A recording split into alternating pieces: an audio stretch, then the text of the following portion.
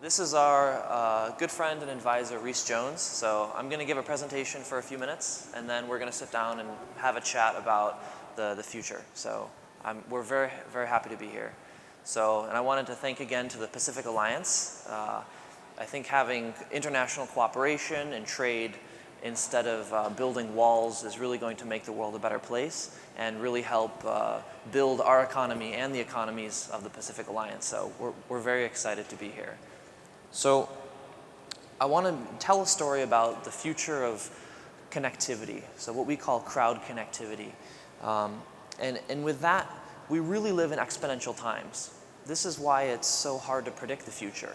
A lot of us have heard of Moore's Law, which is the idea that computer chips get exponentially better each year. So that's the same reason why, for the same cost, your computer just keeps getting better and better and better. But it doesn't keep getting expensive. That's because of Moore's Law. But do exponential technologies apply to other industries as well? It turns out it does. So the same concept of Moore's Law, that computers get exponentially better, also applies to solar panels. Solar panels also happen to get exponentially better per unit cost. This is why using things like solar and electric cars makes a lot more sense than using things like gas or investing in oil and gas. And the same thing applies to batteries as well. So batteries are getting exponentially cheaper over time. This also applies to more complex things like nuclear fusion. I won't go too much into this, but we're getting exponentially better at the basic underlying physics of how our sun works. So lots of exponential technologies are converging, and this is what's giving us these new industries. So if you look at all of the most innovative companies of the past decade, they've all included these exponential technologies, and they've been able to see into the future and leverage these to build the products that we know and love today. But most importantly, imagining how these exponential technologies will converge in the future, solar technology meeting batteries, meeting artificial intelligence, allows us to see a glimpse into the future and imagine a world that could not exist today, but will exist in just a few short years. This is why so much money is going into technologies that seem fantastic. A great example of this is in the 1960s when we were going to the moon. NASA was trying to figure out how are we going to build a computer that can power a spacecraft. Nothing like this ever invented. Some researchers at MIT realized that computers were getting exponentially better each year, so they designed the software before they could even have a computer that could take man to the moon. And so by leveraging these exponential technologies, they were able to imagine the software and be able to build the computer just in time for us to step foot on the moon. But perhaps the most important exponential technology that is impactful to us that none of us realize is wireless technology. So the man that invented the cell phone at Motorola, his name was Marty Cooper. So he came up with something that he observed called Cooper's Law. And in a summary, this is the reason why your internet speeds get faster and faster and faster over time, because our ability to move data using wireless just keeps getting better. The chips keep getting better. The technologies keep getting cheaper. And that's what's allowed us to go from tapping dots on a Morse code to having streaming 4K video on your smartphone. And this is having a huge impact in emerging economies. And that's a bit what I'm going to talk about today. So how can connectivity really change the world? That's one of the underlying questions. And it's something that a lot of us don't really think about. Well, GSMA, the agency that essentially controls GSM, they found that doubling of mobile data penetration in a country leads to an impact of GDP of 0.5%. And improving mobile connectivity and mobile penetration increased a country's efficiency and productivity by upwards of 4%. So simply having access to smartphones and mobile data for a country is very impactful and has a huge impact on productivity and GDP. So we're looking at my company, how can we make this better? And another really interesting thing is that the emerging economies are leading. Some of the most interesting startups and the most interesting technologies are happening first, not in America or in Europe, but in the emerging economies. That's why I'm so excited to be here and speaking at the Pacific Alliance, because we're huge fans of what's happening in that part of the world. So if just providing mobile connectivity to people had a boost of GDP by 0.5%, what if we could connect the next trillion things? What if we could provide low-cost, low-power connectivity to everyone and everything? What kind of impact would that have on global efficiency and on civilization as we know it? These are some of the fundamental questions that we're asking. So a bit of background in terms of what we were doing. In 2014, I dropped out of college and joined my co-founder, Misha, with FireChat. So FireChat leveraged what we call the power of the crowd. So it used millions of smartphones that are in everybody's pockets to build a crowd of connectivity, crowdsourced connectivity.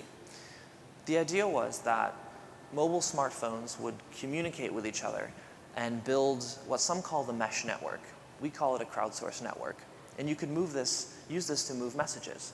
So even if the internet broke down, you could send messages between friends and each other, and you could build your own type of infrastructure.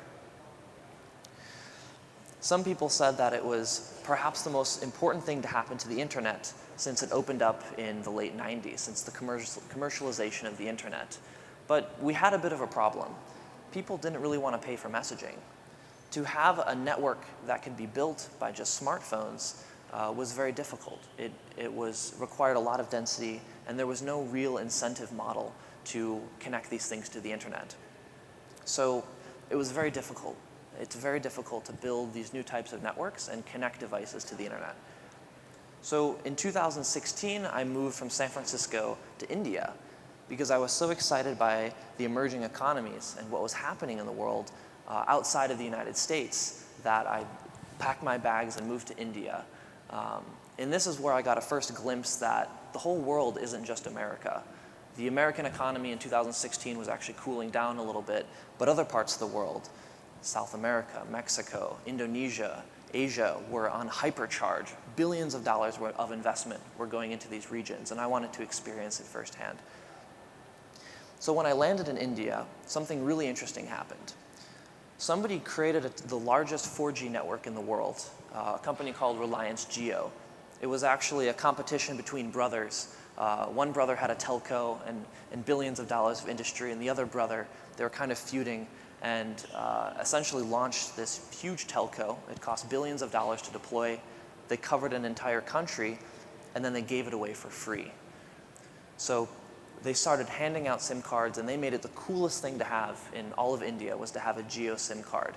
So while here in America, we might pay upwards of $10 per gigabyte of data, in India, the cost of data went down towards 10 cents. I had friends that were streaming whole movies of videos, and they would pay just a few dollars for data. So data was given away for free, and something really wild happened. The internet consumption of the entire country of India jumped by almost 10x in a single quarter. So simply having these wireless networks deployed hypercharged India's mobile data consumption, and this surely had an interesting effect on GDP. But something even crazier happened just a few months after, is the Prime Minister of India went up on stage and said, the vast majority of all cash is now illegal. So it's called a currency swap. But the problem is people couldn't get access to new currency, and the entire country was a cash-first economy. So overnight, 86% of all the cash that was in circulation became illegal, and nobody could buy food. You would go out and you weren't able to buy food.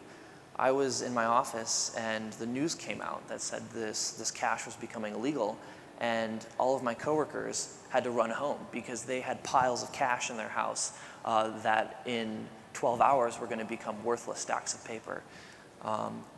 But because of the prevalence of mobile networks and the ubiquity of low-cost Chinese smartphones, the entire country overnight switched to digital money. So what everyone did is they downloaded an app, they hooked up their credit card, and then you would use an app called Paytm to pay.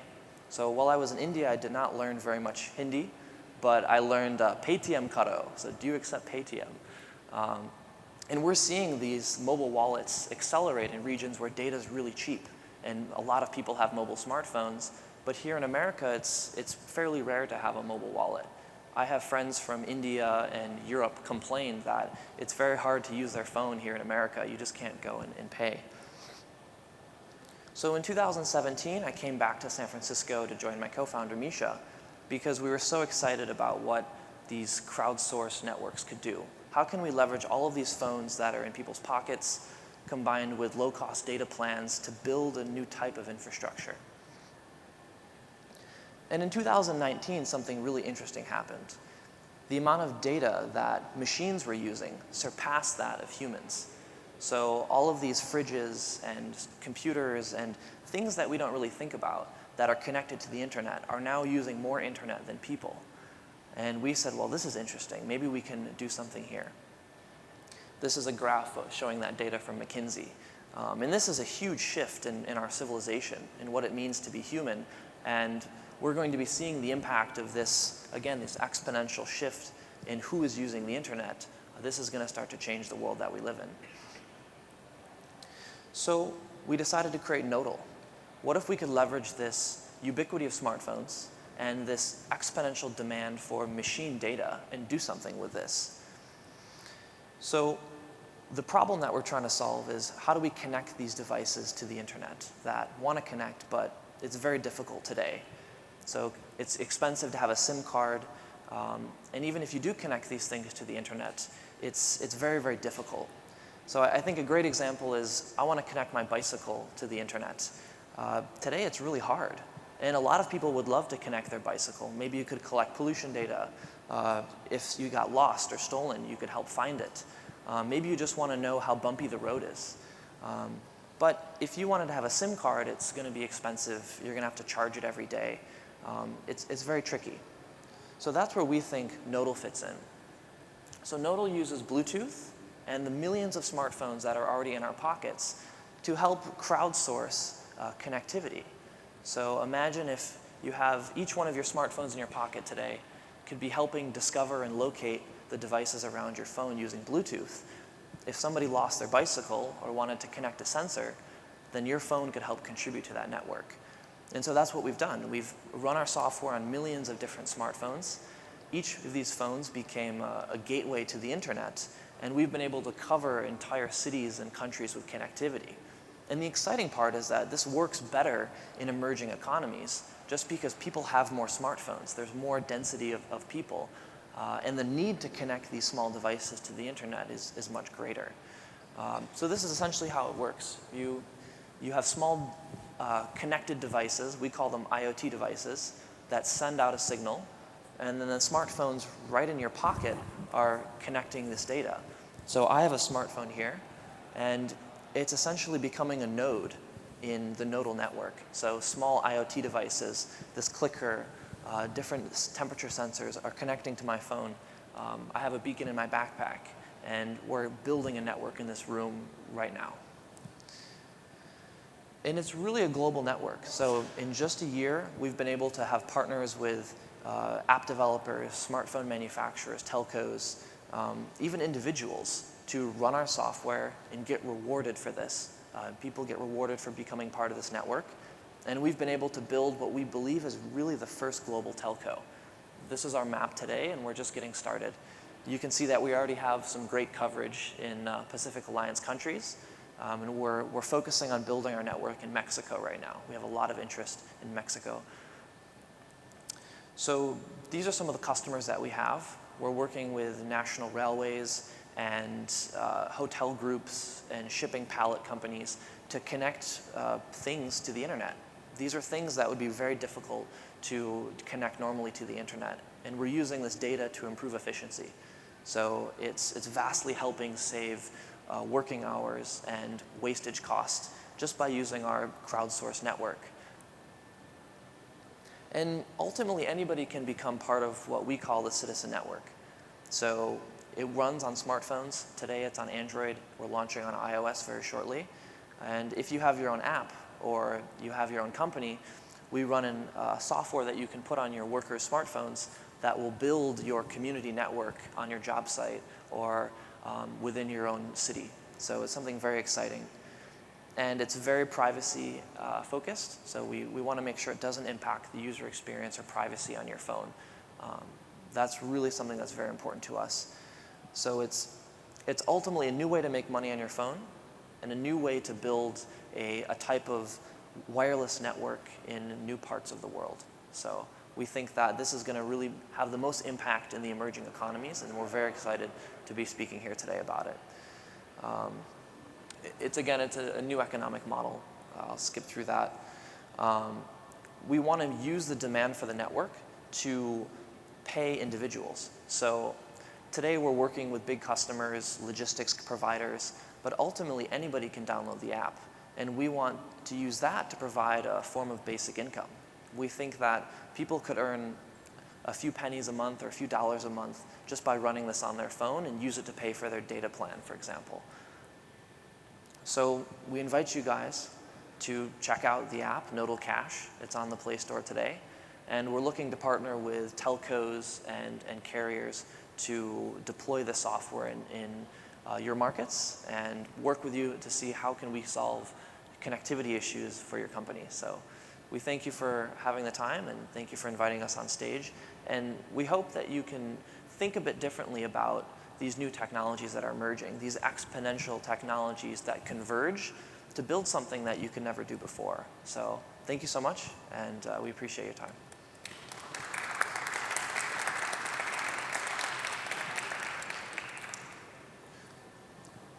So I think now we're going to do a panel. We're going to have a conversation about connectivity. And maybe I can just jump to the first slide? Yeah. I'll go back. If you want to take questions, you're open to do that, or I can direct them. Sure. Well, maybe we can have a conversation together and the crowd can ask us questions. So Reese has a very deep background in connectivity and helping build some of the most innovative companies that are here in the Bay Area. So we'd love if you have any questions, and we can have a conversation about connectivity. So I had a question to start about, so Nodal uses Bluetooth to talk to peer-to-peer. So all of our phones here in this room can talk to each other. And will this keep working when the Wi-Fi, which might be up there, and the cellular, which might be some distance away, are shut down? Yeah, so Nodal's built to be very resilient and delay tolerant. So even if the internet's not working or has been shut off, for example, during a natural disaster, the network still works. So the local phones can hold the data, and then once they receive an internet connection, you can send that information to the cloud. Something that we were doing previously at FireChat was using the power of phones to connect directly to each other to actually build an infrastructure. So you could have phones communicating with other phones around you and use it to build a new type of network. And so this is an additional extension to the internet that will continue to operate even when the regular tentacles to the internet of cellular and Wi-Fi are not there, either because they're turned off or if you're in a rural area, the phones are still moving around and talking to each other. So we think of Nodal as a new way to deploy another layer to the internet. So how do you connect these things that could never connect to the internet before with a SIM card or a cellular connection? But we also think of it as a way to deploy a new type of network in areas that might not have connectivity before. So either areas that have lost connectivity or require connectivity. Everybody's got a smartphone in their pocket, and we can leverage this to build new types of networks. And this new network is an integrated global network? Yeah, it works anywhere in the world. So that's the beauty of Bluetooth and smartphones, is that you can find it in every single country.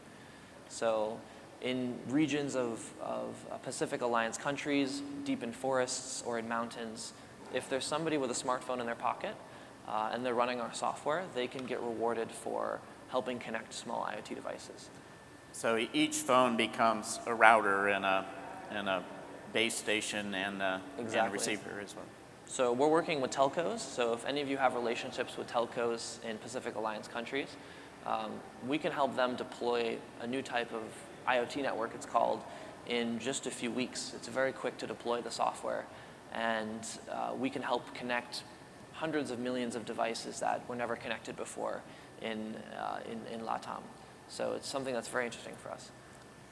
And you mentioned around this year the communications between people and people, which used to be a large part of the internet, now is changed to there's more communication between people and things. Yeah.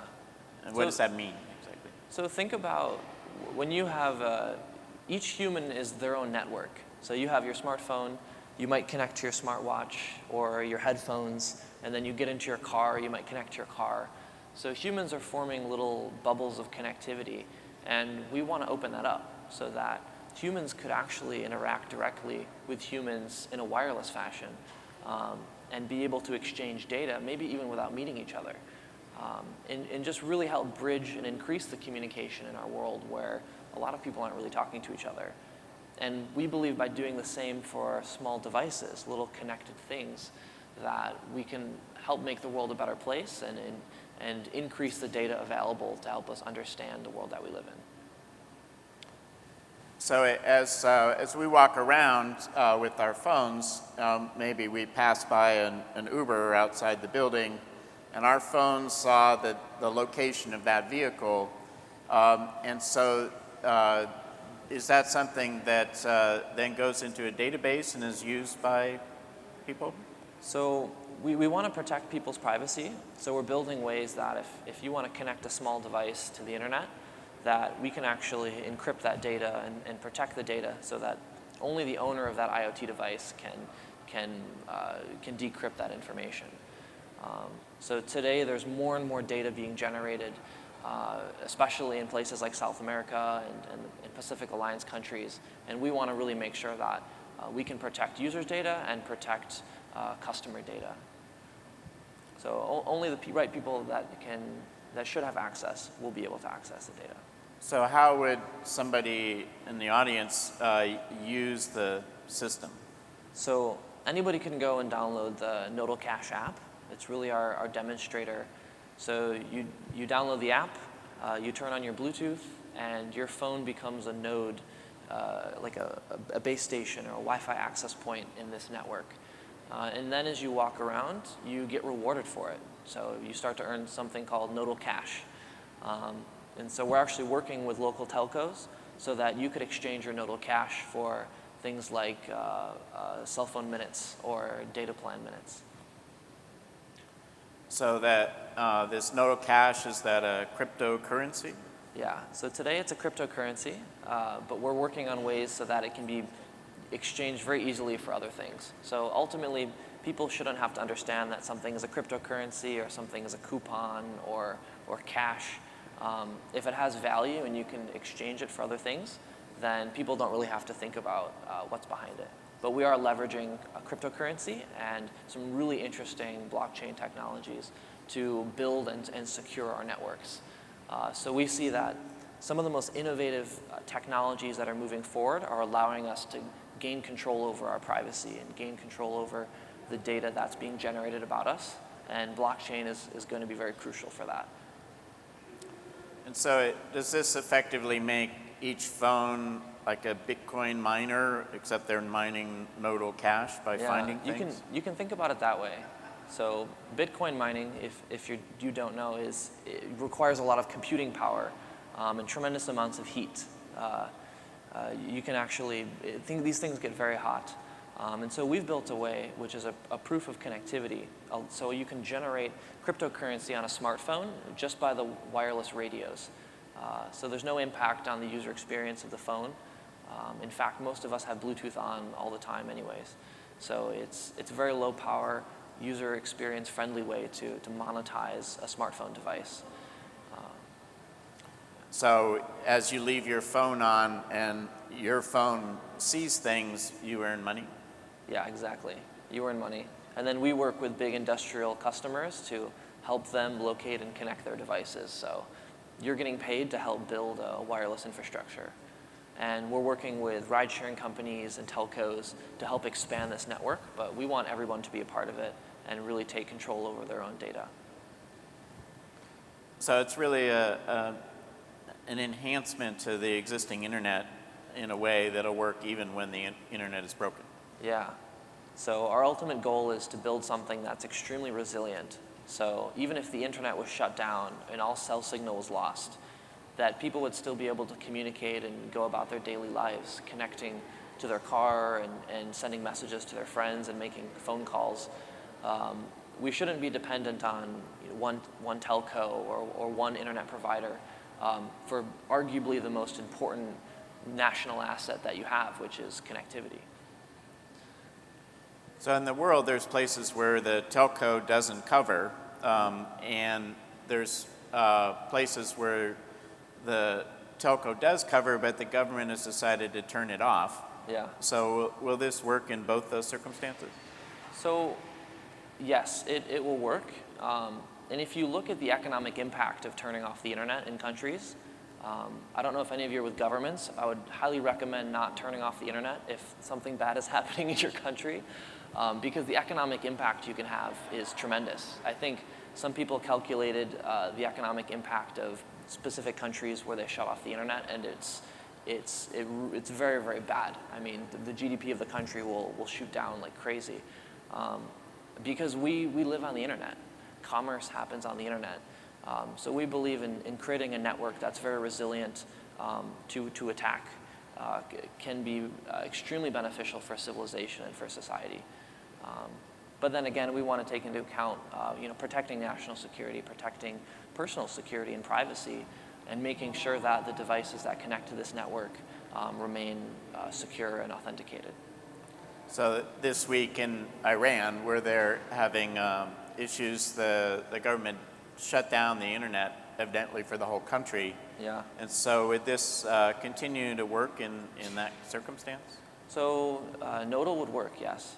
And we want to make it in the future so that it can work even better. So imagine if you have a refrigerator that's connected to the internet. Even if the government shuts down the internet, you want to be able to know that your food is being at the right temperature, or your hospital equipment is producing the right amount of insulin for somebody. These are really mission critical applications that we're looking at. Even energy, oil and gas, making sure that the right things stay online. So Nodal is a really great backup solution for providing connectivity, even if the higher internet is shut down. And we're still at the very early stages, so we'll only move very small amounts of data. But ultimately, if phones can communicate freely with each other, and you can build these new types of networks, you can build very, very robust and resilient wireless infrastructure. So recently in California, there were these large-scale fires, and Yeah. to prevent them, the electric utility turned off the electricity Yeah. for huge areas of California. And this is bad if you live there and your refrigerator is turned off for days. Yeah. But unfortunately, some of the electricity was feeding cell towers. Yeah. And people lost their cellular connection.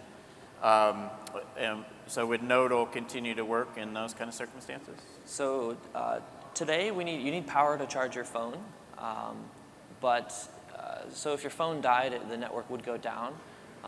But in the future, we want to have it so that even if your phone has power, and you can communicate directly to the next phone that's you come into contact with, and actually build this. It's like a mesh of phones coming together.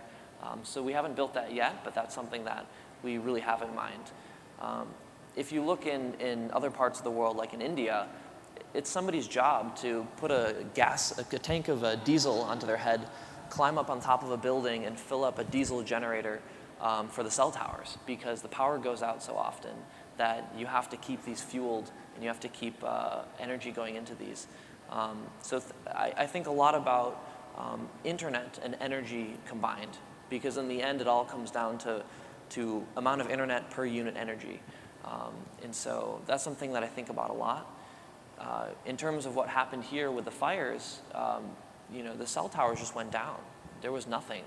I actually purchased a radio, a ham radio, so that you could communicate with people that were kilometers away from you, and that was the only way to communicate. So that's something that we really envision in the future, is building alternative community-owned communications networks. And I think that's really how we're going to be able to support the next trillion things coming online. So if you were a maker of things, for example, rental scooters, and you could put a cell phone in the scooter and it would tell you where the scooter is and that kind of thing, why would you use Nodal in that case, or what's the advantage? So Nodal, because it leverages existing infrastructure, can be very low cost. So if you're a scooter company, or if you want to locate some piece of infrastructure for your company, having a SIM card and a location tracker can be very expensive.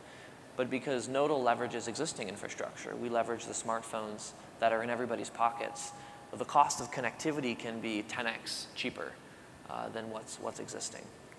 And it's 10x cheaper because the scooter doesn't need a cell phone, and it doesn't need the amount of power that's required for that. How does it communicate to the scooter? So we use the smartphone. So if you want to rent a scooter, you'll have a smartphone in your pocket, and we just use that connection of the people walking by and the people that want to connect to the scooter to interact and provide connectivity. So is there like a Bluetooth tile or tag in the scooter? You'd put a small Bluetooth tag within the scooter, and you'd be able to connect. And how much does such a thing cost? At scale, a few dollars. So much cheaper than a phone. Yeah. And does it cost anything per month for service? We charge very little. So you can come talk to me if you want to connect something to your devices. But it's very low cost connectivity. And so there's many companies making these Bluetooth tags for adding to things. Apple's one of them. Yeah. Are those shipping yet, or is that? We don't know yet. So we support all of these. Apple's actually building something like this. So I should say Apple is rumored to have these Apple's things. rumored to have building something like this. And so we've been following Apple really closely to see what's going to happen there. But we think it's really exciting that these community networks are spreading beyond the niche communities that were kind of crazy into big companies like Apple and other phone makers are looking at this technology.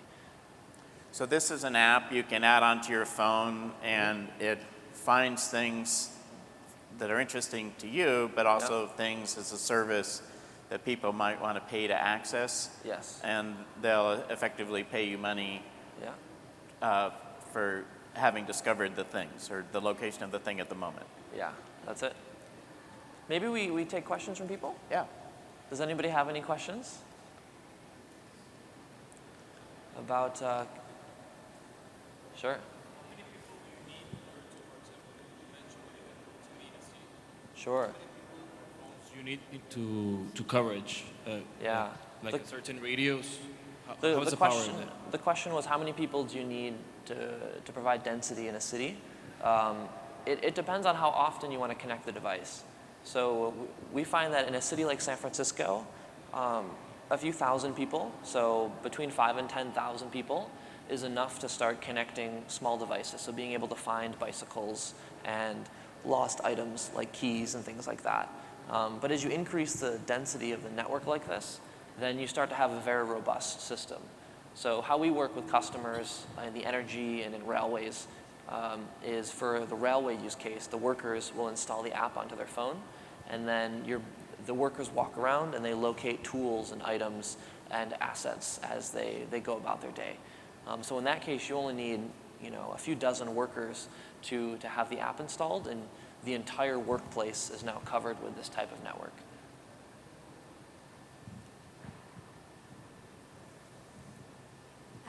How works the payment? Is a percentage for time, for month? How works the payment? For example, if I download the app, how works this part?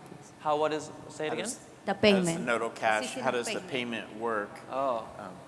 So we leverage cryptocurrency just because it's very low, the fees are very small. So if we wanted to pay an app developer or pay somebody in Mexico, for example, to to install and run our app. It would be very expensive to send money from the US to Mexico or the US to Peru. But cryptocurrency is almost free to send. So we can actually generate our own cryptocurrency, send that based on the amount of connectivity that you provide, send that to anybody, anywhere in the world, and then it's our intention to create value for that cryptocurrency, leveraging the demand that we have for the network. So big customers that want to pay for our infrastructure would essentially be paying you to walk around and communicate and build out our infrastructure. So if I have Nodal on my phone and I'm near that backpack over there, I'll get paid for having discovered that backpack's location. You'll earn Nodal Cash for helping contribute to the network. So if you have the app installed on your phone, my backpack, which is backstage, has a little Bluetooth tag inside, and I'd be able to log in and see that my backpack is here, and if somebody stole it, I'd hopefully be able to track it and see where it goes. Any other questions? How do you handle the cybersecurity if the Russians or the Chinese want to take control? I'm a big fan of always design your infrastructure assuming they call them ATPs, advanced persistent APTs. So they never actually point fingers to specific countries, but they kind of give them funny names for these advanced persistent threats. So we always build our infrastructure assuming that someone's going to try to get in. So we randomize all the IDs. So when you download the app, the ID that you have is constantly changing, so that even if you were able to download our entire server, it's going to be really hard to figure out who is who, because the data is all kind of mixed together. And we're building ways, so using like key generation on the phone to build essentially a randomized number, so that if you wanted to ask for your data back or ask for us to delete the data that you had shared with the network, then we'd be able to do so. So we want to leverage cryptography and blockchain for key management to really protect user privacy and company privacy. So it sounds like the primary use case is location tracking for packages or assets. Yep. But you also mentioned sending messages. So would it Yes. also work for stationary sensors? And what's the message size limit? And Yes. how do you deal with volume? So we're using today Bluetooth advertising packets. So we get about 20 bytes of data that we can encrypt, about 30 if you want to have unencrypted data. And so it's very small pieces of information, but it's very valuable for businesses. So things like temperature or weather data. We're ultimately a data network. We're focusing on asset tracking, finding your lost bike or your package, because it's very simple and there's a big need for companies, but we ultimately move data. It's small amounts of data, but Bluetooth can support 2 megabits per second if connected. And it's just getting better and better. So the latest version of Bluetooth supports bigger packets, more data, and we believe in a few years you'll be able to make phone calls on such a network like this.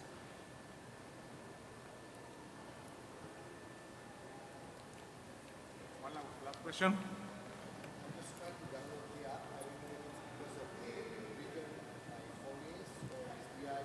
Are you on iPhone? Yes. We're coming out with an iPhone version soon.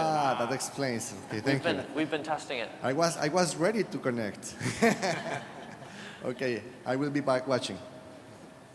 Well, thank you everyone for having us. We really appreciate you.